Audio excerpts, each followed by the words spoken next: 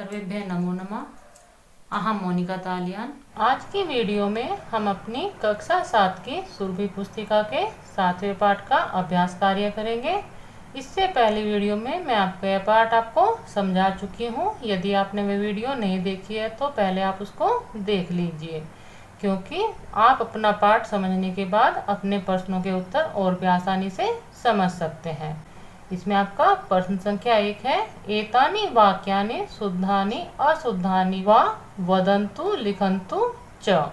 यह जो आपके इन्होंने वाक्य दिए हुए हैं, इनके सामने आपको शुद्धानि अशुद्धानि में आपका इनको उत्तर देना है। मैंने आपके शुद्धानि अशुद्धानि के स्थान पर आम अथवा ना में उत्तर दिया है, क्योंकि यह आपके जो प्रश्न है वह आपकी परीक्षा में ज़्यादातर आम अथवा ना के रूप में ही पूछे जाते हैं। इसमें आपका कोई भी अधिक भेद नहीं है। जो आपका वाक्य सही होगा उसमें आप अपना आम अथवा शुद्धानि दोनों में से कुछ भी लिख सकते हैं, और जो आपके पाठ के अनुसार आपका वाक्य गलत होगा उसमें आप अशुद्धानि या ना दोनों में से कुछ भी लिख सकते हैं। तो आप अपने आम अथवा ना को शुद्धानि अशुद्धानि के रूप में ही समझिए। इसमें आपका पहला वाक्य है, चतुरः नरः वाञ्छकः आसीत्। चतुर व्यक्ति ठग था। यह वाक्य आपका शुद्ध है, तो आप इसके लिए आम लिख देंगे। वंचकः नगरे वसति सम। जो ठग था वह नगर में रहता था। यह वाक्य आपका शुद्ध है, तो आप इसके सामने आम लिख देंगे। बालकः मूर्खः आसीत्। यह वाक्य आपके पाठ के अनुसार गलत है, तो आप इसके सामने ना लिख दीजिए। बालकः वंचकस्य पराजयम् अकरोत्। बालक ठग को पराजित करता है। यह वाक्य आपके पाठ के अनुसार सही है, तो आप इसके सामने आम लिख देंगे। जनः वंचकाय 1,000 स्वर्णमुद्राः दत्त्वा गच्छन्ति सम। व्यक्ति ठग के लिए 1000 सोने के सिक्के देकर जाते हैं। तो यह वाक्य आपका गलत है, क्योंकि इसमें आपके जो वंचकाय ठग के लिए व्यक्ति मुद्रा देते हैं वह आपके पंचशतम यानी कि 500 सोने के सिक्के देते हैं। तो आप इसके सामने ना लिख दीजिए। बुद्धि एव उत्तमा अस्ति। बुद्धि ही श्रेष्ठ है। यह वाक्य आपका शुद्ध है, तो आप इसके सामने आम लिख दीजिए।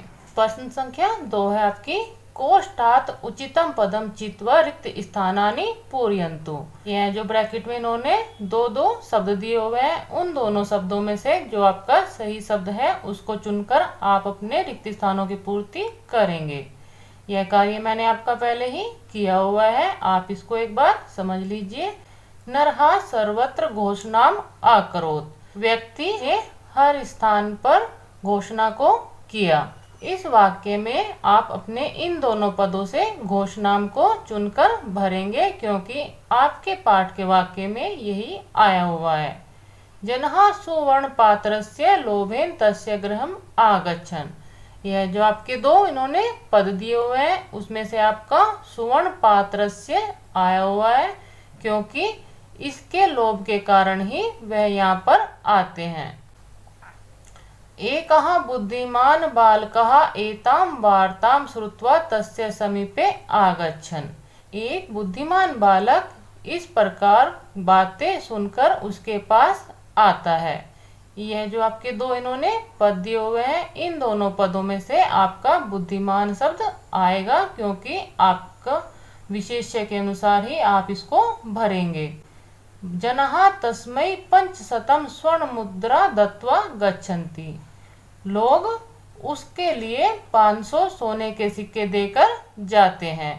यहाँ आपके दो पद इन्होंने दिए हुए हैं। पहला पद आपका 1 सहस्त्रम है जो गलत है, और आपका पंचशतम सही पद है, उसको ही मैंने चुनकर यहाँ पर भरा है।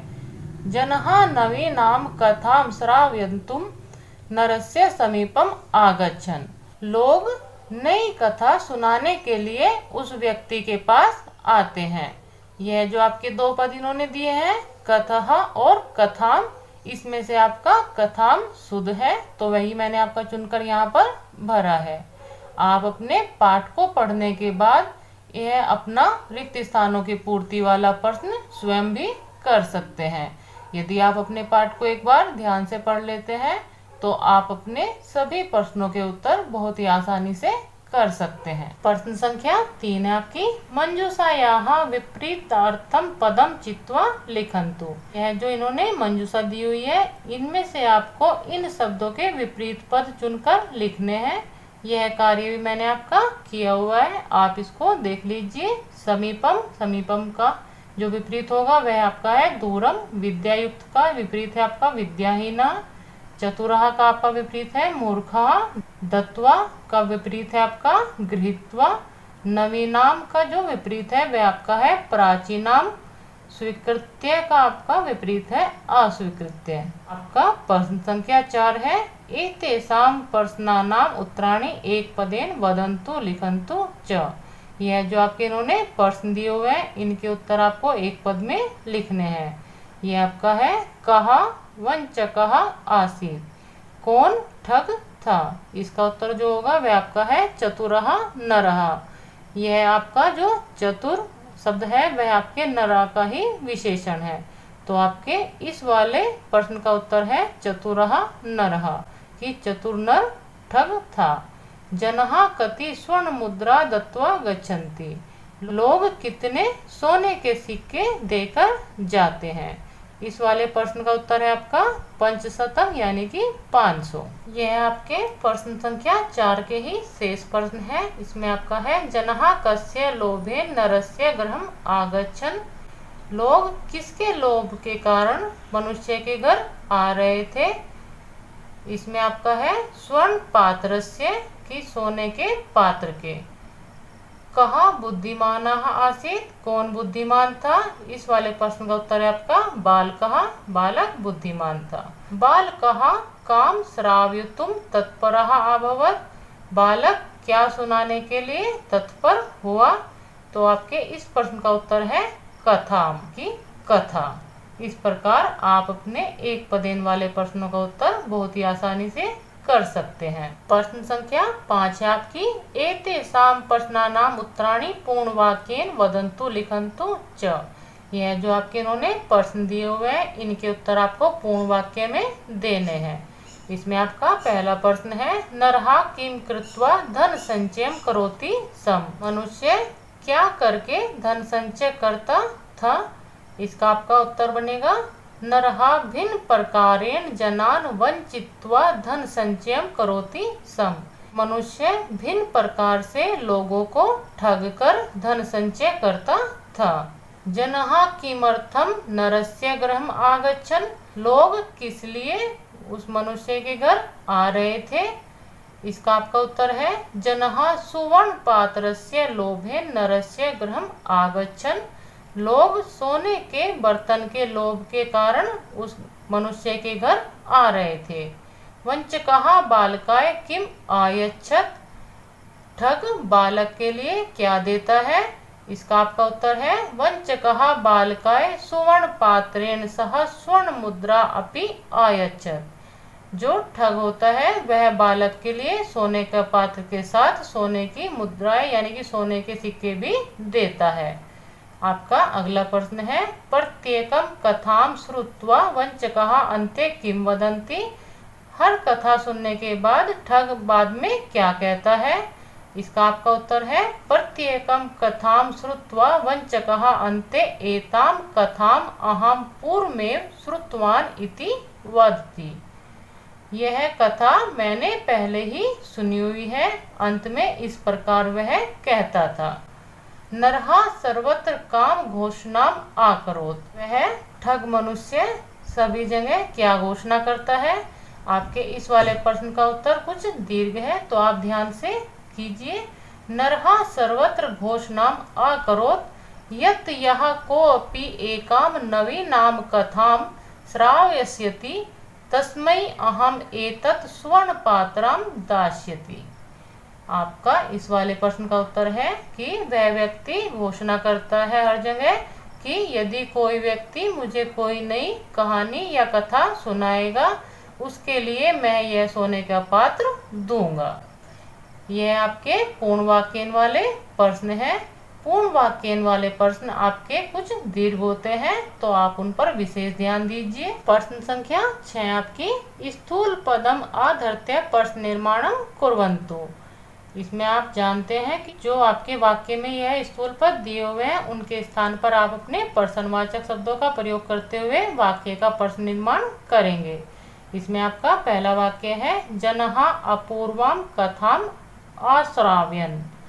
इस वाले वाक्य में आपका जनहा स्थूल पद है, आप उसके स्थान पर के का प्रयोग करेंगे, क्योंकि जनहा आपका प्रथम विभक्ति बहुवचन का शब्द है, तो आप अपने किम सर्वनाम से प्रथम विभक्ति बहुवचन का ही शब्द लेंगे, वह भी आपका पुल्लिंग का ही, क्योंकि जनहा आपका पुल्लिंग का शब्द है। तो आपका वाक्य बनेगा के अपूर्वम कथाम आश्राव्यन। इसमें आप प्रश्नवाचक चिन्ह जरूर लगाएं।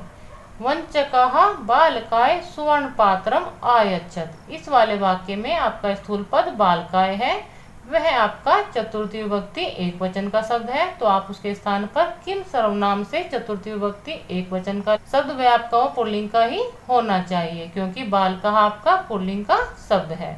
इसके बाद आपका वाक्य बनेगा, वंचकः कस्मै स्वर्ण पात्रम आयच्छत। इसमें भी आप प्रश्नवाचक चिन्ह जरूर लगाएं। नरस्य गृहे बहुमूल्यम सुवर्ण पात्रम आसीत्। इस वाले वाक्य में आपका नरस्य आपका स्थूल पद है, आप अपने स्थूल पद के स्थान पर कस्य का प्रयोग करेंगे, क्योंकि नरस्य आपका षष्ठी विभक्ति एक वचन का शब्द है, तो आप अपने किम सर्वनाम से षष्ठी विभक्ति एक वचन का शब्द लेंगे पुल्लिंग का। तो आपका वाक्य होगा, कस्य गृहे बहुमूल्यम सुवर्ण पात्रम आसीत्। प्रश्नवाचक चिन्ह जरूर लगाएं। वंचकः स्वपराजयम स्वीकृतवान। इस वाले वाक्य में आपका वंचकः स्थूल पद है, तो आप अपने वंचकः के स्थान पर कहा का प्रयोग करेंगे, क्योंकि वंचकः आपका प्रथम विभक्ति एक वचन का शब्द है, यह आपका पुल्लिंग का शब्द है, तो आप अपने किम सर्वनाम से पुल्लिंग वाला ही शब्द लेंगे, वह आपका है कहा।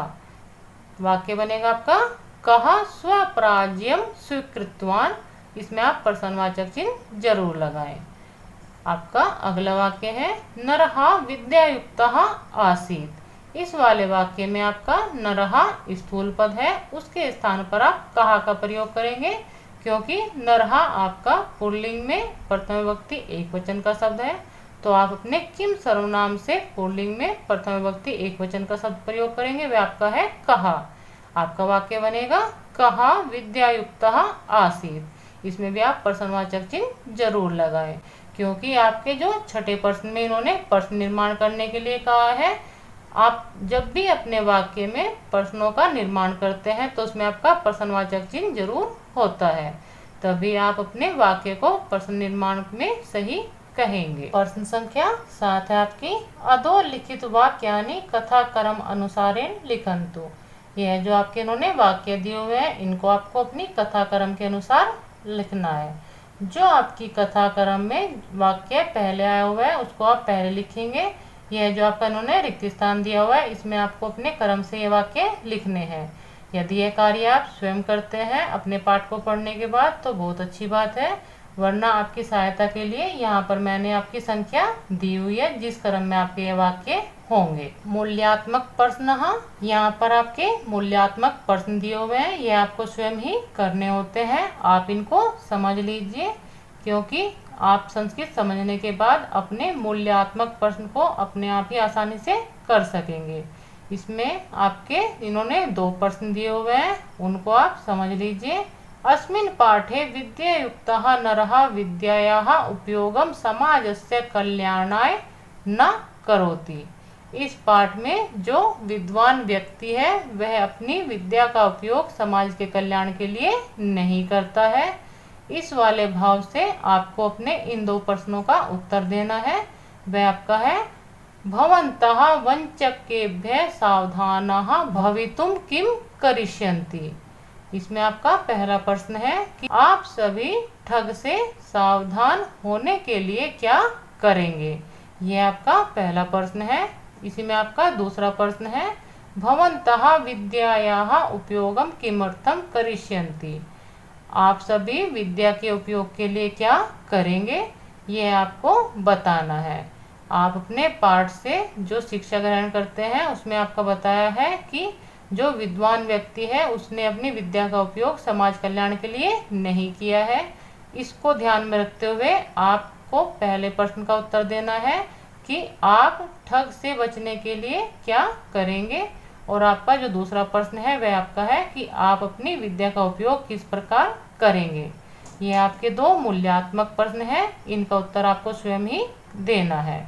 गतिविधि ही यह आपका गतिविधि प्रश्न है। इसमें आपका बताया गया है कांचित एतादर्शीम अन्याम कथाम अन्विष्य कक्षायाम श्रावयन्तु यत्र कश्चन बुद्धे प्रयोगम कृत्वा अतीव काठिन्यम अपि कार्यम साधितवान। ये आपकी जो इन्होंने गतिविधि प्रश्न दिया है, इसमें आपका बताया है कि इसी प्रकार की अन्य कहानी को आपको ढूंढना है और अपनी कक्षा में सुनाना है। उसमें आपके किसी प्रकार बुद्धि का प्रयोग करके बहुत ही कठिन कार्य को सिद्ध किया गया हो, ऐसी आपको कहानी ढूंढकर अपने आप स्वयं अपनी कक्षा में सुनानी है। यह आपका गतिविधि प्रश्न है, यह भी आपको स्वयं ही करना है। मैंने आपकी सहायता के लिए आपके मूल्यात्मक प्रश्न और गतिविधि प्रश्न की हिंदी आपको समझा दी है। यहाँ पर आपके 7वें पाठ का अभ्यास कार्य समाप्त होता है। मिलते हैं इस पाठ की व्याकरण के साथ अगली वीडियो में। सर्वेभ्यः नमो नमः।